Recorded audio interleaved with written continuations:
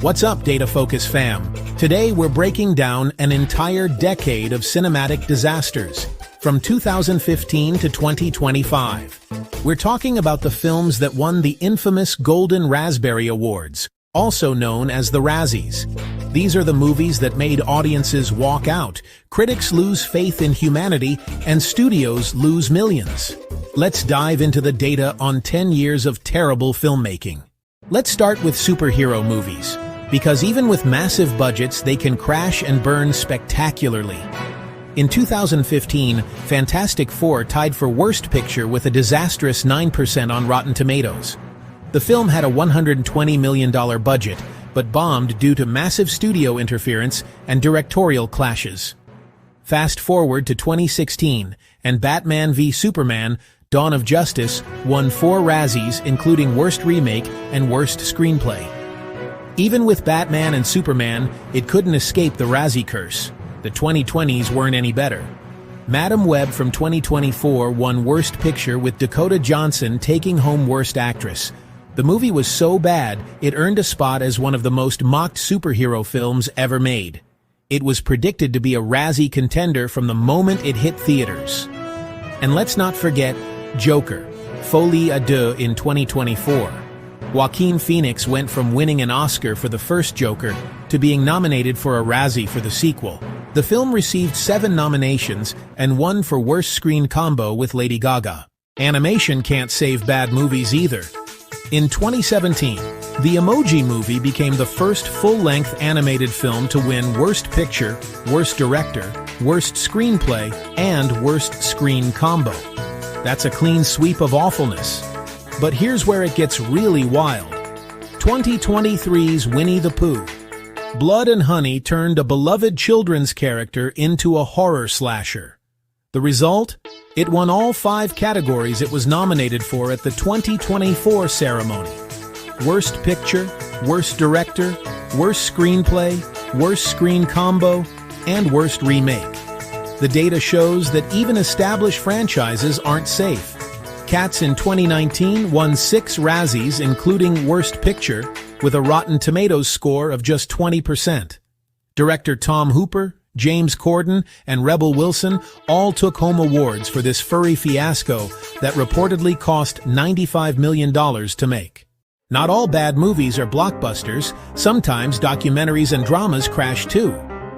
2016 saw Hillary's America: The Secret History of the Democratic Party become the first documentary to win Worst Picture.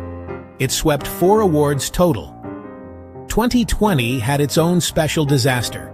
Absolute Proof, a $25,000 documentary by MyPillow CEO Mike Lindell about election fraud, won Worst Picture. The film reportedly cost its maker $65 million in canceled business. In 2021, Netflix's filmed version of the Broadway musical Diana dominated with 5 Razzies, the most of any 2021 film. Space Jam: A New Legacy followed close behind with 3 awards, including Worst Actor for LeBron James.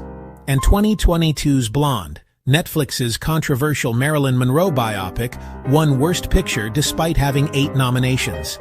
The film divided critics, but united Razzie voters in calling it one of the year's worst. Let's talk about some legendary bombs. Holmes & Watson in 2018 was released on Christmas Day without critic previews. It earned a 10% on Rotten Tomatoes, and Will Ferrell's career took a major hit. In 2020, the Razzies gave a special Governor's Award to the year 2020 itself as the worst calendar year ever, because even a global pandemic couldn't compete with how bad that year's movies were.